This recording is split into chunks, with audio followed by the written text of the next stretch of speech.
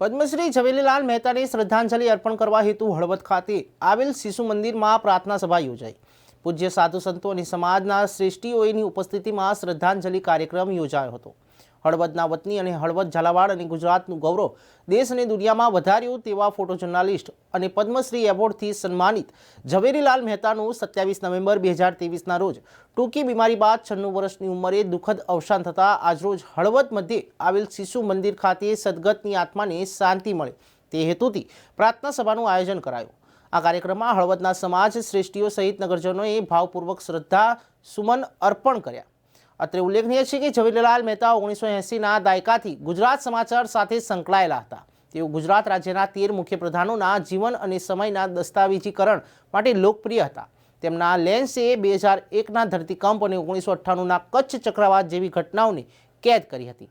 તેમના લેન્સ દ્વારા ક્લિક કરેલા ફોટોગ્રાફ્સ હૃદયસ્પર્શી હતા અને ફોટો સ્ટોરીની 3 થી 4 લીટીમાં ઘણો બધો સંદેશ લોકોને મળી રહેતો હતો। ઝવેરીલાલ દલપતરામ મહેતા અને સાહિત્ય અને શૈક્ષણિક પત્રકારિતાના ક્ષેત્રોમાં તેમના યોગદાન બદલ 2018માં પદ્મશ્રી નાગરિક પુરસ્કાર પ્રાપ્ત કર્યો હતો। 2018માં ઝવેરીલાલ મહેતાને ભારતના રાષ્ટ્રપતિ રામનાથ કોવિંદ દ્વારા પદ્મશ્રી પુરસ્કારથી સન્માનિત કરવામાં આવ્યા હતા।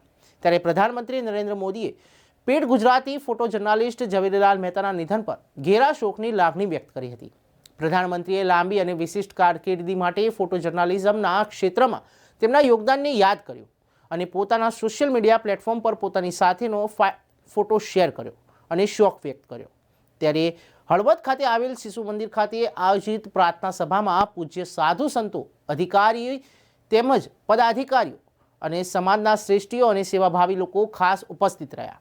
ઉપસ્થિત શિશુ મંદિરની બાળાઓ દ્વારા સાંસ્કૃતિક શ્લોકોનો પઠન થકી સવિશેષ શ્રદ્ધાંજલિ અર્પણ કરી હતી। ત્યારે હાજર સૌ લોકોએ ઝવેરીલાલ મહેતા સાથેના પોતાના સંસ્મરણોને વાગોળ્યા હતા। તેમની આ ઉંમરે પણ યુવાન જેવી સ્ફૂર્તિ અને નિર્વિવાદિત વ્યક્તિત્વ અન્યો માટે પ્રેરણારૂપ છે તેમ કહ્યું હતું કે આ કાર્યક્રમને સફળ બનાવવા શિશુ મંદિરના સંચાલકો સહિત યુવાનોએ મહેનત કરી હતી।